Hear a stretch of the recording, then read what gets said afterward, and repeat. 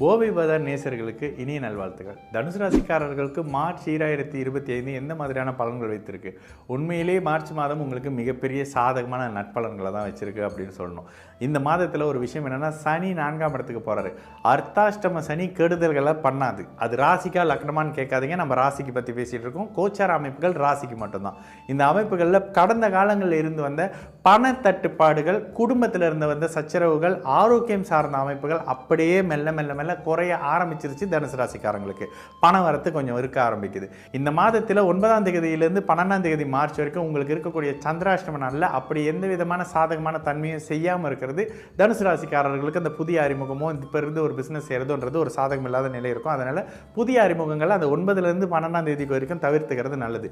இதனை கடந்து அடுத்து வரக்கூடிய அமைப்பு வேற்று மத இன மொழிக்காரர்களால் உங்களுக்கு ஆதாயம் இருக்கக்கூடிய அமைப்பு. ஆனாலும் அகலகால் வைக்காதீங்கன்ற ஒரு விஷயம் தான். உங்களுக்கு மே மாதத்திலிருந்து வரக்கூடிய குரு பயிற்சி மிகப்பெரிய சாதகங்களையும் நீங்களும் உங்களுடைய பார்ட்னரும் கணவனும் மனைவியும் மேன்மையாக இருக்கக்கூடிய அமைப்புன்ற மாதிரி சில அமைப்பு.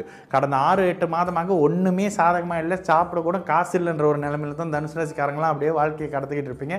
இந்த நிலை நிச்சயமாக மார்ச் 2025 மாறுங்க. வயதுக்கு ஏற்ற மாதிரியான சில நல்ல அமைப்புகள் இருக்கும். அம்மாவின் ஆரோக்கிய அமைப்புகளில் சற்று முன்னேற்றம் இருக்கும். உங்களுக்கே ஒரு எரிச்சலான மனநிலை அந்த தன்மைகள் இருக்கும். கடந்த காலங்களில் உங்கள் 8ஆம் இடத்துலேருந்து 2ஆம் இடத்தை பார்த்து கொண்டு இருந்தக்கூடிய செவ்வாயின் அமைப்புகளில் தனம் தடைப்பட்டது, வருமானம் தடைப்பட்டது, பேச்சில் சில சிக்கல் வந்தது, வாயை கொடுத்து மாட்டிக்கிட்டீங்கன்ற மாதிரியான சில தன்மை இருக்கும். இந்த தன்மைகள் அப்படியே குறைய ஆரம்பிக்கும். செவ்வாய் 7ஆம் இடத்துல வக்கரமாக இருந்தாலும் இந்த நிலை உங்களை சற்று பலவீனமாக ஆக்கும் என்றாலும் கூட அவர் உங்களுடைய ராசியின் 5ஆம் அதிபதி அப்படின்றதுனால சில நல்ல அதிர்ஷ்டங்களையும் அப்பப்போ உங்களுடைய பார்ட்னரால் கொடுக்க வைப்பார். ஆனாலும் இந்த இடத்துல உடனே எல்லாம் தலைகீழால மாறி முன்னேறிடுவீங்களானாக்கா இல்லை. சற்று கவனமாக எச்சரிக்கையாக எதிலும் கால் எடுத்து வைக்கிற மாதிரியான ஒரு அமைப்பு தான். யாருக்கும் பறிஞ்சு பேசி பணம் வாங்கி கொடுக்குறதோ கடன் வாங்கி கொடுக்குறதோ வேணாம். நீங்கள் கடன் கொடுக்குறதோ வாங்குறதோ வேணாம். கணவன் மனைவி அமைப்புகளில் உறவு மேம்படக்கூடிய அமைப்பு பிற்பகுதியில் இருக்கும். முதல்ல கொஞ்சம் சாதகம் இல்லாத நிலை வந்து பிற்பகுதியில் இருக்கும். அதற்கு பிறகு கணவன் மனைவி ஆரோக்கிய அமைப்பு இருக்கும்.